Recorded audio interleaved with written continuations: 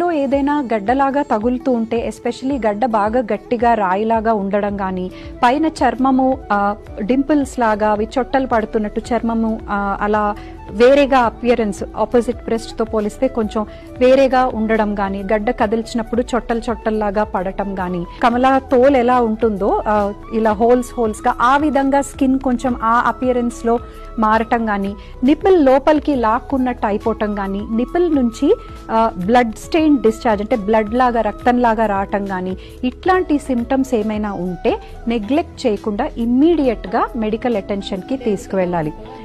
నొప్పి లేకపోవడం వలన చాలా మంది బ్రెస్ట్ లో గడ్డల్ని నెగ్లెక్ట్ చేస్తారు. చాలా వరకు క్యాన్సర్ గడ్డలు నొప్పి ఉండవు.